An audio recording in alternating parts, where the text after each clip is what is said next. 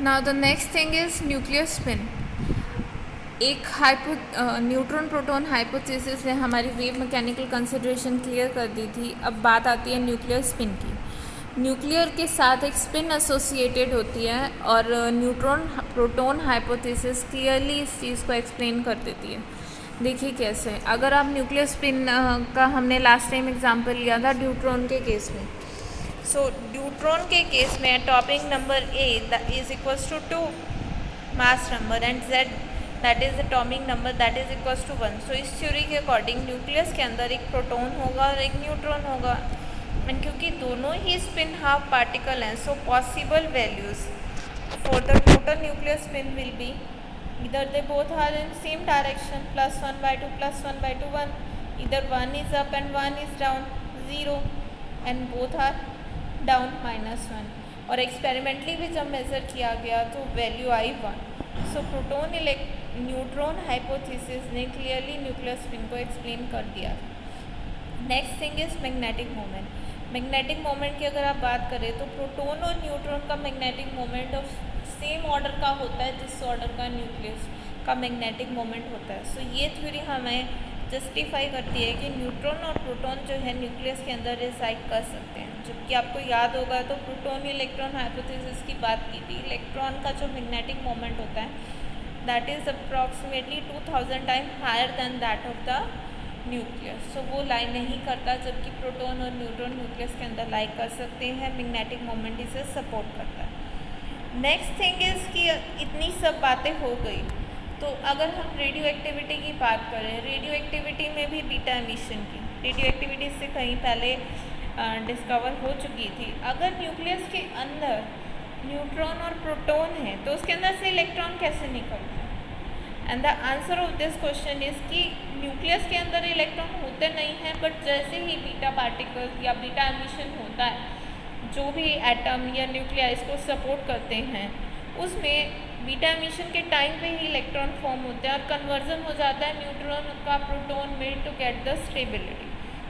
Example देखिए इसका कि न्यूट्रॉन जब प्रोटॉन में कन्वर्ट होता है तो हमारे पास एक इलेक्ट्रॉन एक एंटी न्यूट्रिनो एमिट होता है। सिमिलरली अगर पॉजिट्रॉन एमिशन की बात करें, बीटा पॉजिटिव बीटा नेगेटिव दोनों निकलते हैं ना, तो बीटा पॉजिटिव की बात करें तो प्रोटॉन कन्वर्ट होता है इलेक्ट्रॉन न्यूट्रॉन और न्यूट्रिनो में। यहाँ पे एक चीज़ ध्यान रखने वाली है कि ये जो इलेक्ट्रॉन है इसके साथ हमेशा एंटी न्यूट्रिनो निकलेगा और पॉजिट्रॉन के साथ हमेशा न्यूट्रिनो निकलेगा। ऐसा इसीलिए ड्यू टू लैप्टॉन नंबर कंजर्वेशन। अब लैप्टॉन क्या होते हैं, लैप्टॉन नंबर कंजर्वेशन क्या होता है, that is beyond the scope of your BS। Simply याद रखिए कि जिस तरह किसी भी रिएक्शन में चार्ज कंजर्व होना चाहिए, उसी तरह किसी भी रिएक्शन में आपका लैप्टॉन नंबर कंजर्व होना चाहिए। ओके, और जो इलेक्ट्रॉन है, अगर आप बात करें इलेक्ट्रॉन का और न्यूट्रिनो का, लैप्टॉन नंबर होता है +1 और पॉजिट्रॉन का और एंटी न्यूट्रिनो का लैप्टॉन नंबर है -1। सो ये कंजर्व होना चाहिए, इसीलिए इलेक्ट्रॉन के साथ न्यूट्रिनो एंटी न्यूट्रिनो निकलता है और पॉजिट्रॉन के साथ न्यूट्रिनो। यहाँ पे एक चीज़ और ध्यान देने वाली है कि इंजन, आप अभी तक आप सब ने पढ़ा होगा कि न्यूट्रॉन प्रोटॉन में कन्वर्ट हो रहा है, प्रोटॉन न्यूट्रॉन में कन्वर्ट हो रहा है, और +2 से या बहुत पहले से आप इन प्रोटॉन न्यूट्रॉन इलेक्ट्रॉन को जानते आए हैं। ये चीज़ आपको पता होगी कि न्यूट्रॉन का mass slightly greater than the mass of proton, बहुत थोड़ा सा होता है, but there is a difference.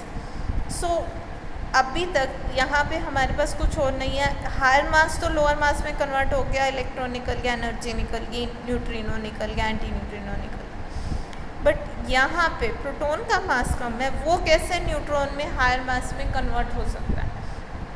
So there is a trick. ये जो कन्वर्जन है पॉजिट्रॉन एमिशन, ये हो कहाँ रहा है? न्यूक्लियस के अंदर। सो ये जो एक्स्ट्रा एनर्जी या ये जो एक्स्ट्रा सपोर्ट है, ये न्यूक्लियस के फील्ड में हो रहा है और वो न्यूक्लियस का फील्ड या न्यूक्लियस इसको प्रोवाइड करता है। अगर आप बाहर इंडिपेंडेंट देखना चाहें तो ये रिएक्शन तो पॉसिबल है, बट ये पॉसिबल नहीं है। बट न्यूक्लियस के अंदर क्योंकि न्यूक्लियर का फील्ड है, वहाँ अलग तरह के फोर्सेस लग रहे हैं, तो ये रिएक्शन वहाँ पॉसिबल हो जाती है। ओके, सो यहाँ पे ये दो चीज़ें आपके ध्यान में रखने वाली है। वन थिंग इज़ कि न्यूट्रिनो हमेशा पॉजिट्रॉन के साथ निकलेगा और इलेक्ट्रॉन के साथ एंटी न्यूट्रिनो निकलेगा, one thing. Second thing is ये जो कन्वर्जन है प्रोटॉन की न्यूट्रॉन, जबकि न्यूट्रॉन का मास हायर, ये तभी पॉसिबल है जब न्यूक्लियर का फील्ड हो, otherwise this is not possible. Okay, so ये जो हमारी थ्योरी थी प्रोटॉन न्यूट्रॉन हाइपोथेसिस, इसने सारी डिस्क्रिपेंसीज जो हैं रिमूव कर दी थी previous theories, proton electron theory की। सो अब हमारे पास न्यूक्लियर की कंपोजिशन क्लियर है, रादर एटम की, कि एटम के अंदर न्यूक्लियस होता है जो कि जिस पे उसका सारा का सारा मास कंसंट्रेटेड होता है, उस पर चार्ज जो है that is equals to number of proton, जिसको एटॉमिक नंबर के इक्वल लेते हैं Ze, और उसका जो मास है दैट इज़ A, और न्यूक्लियस के अंदर हमारे पास होते हैं न्यूट्रॉन और proton. Okay, that's it for today.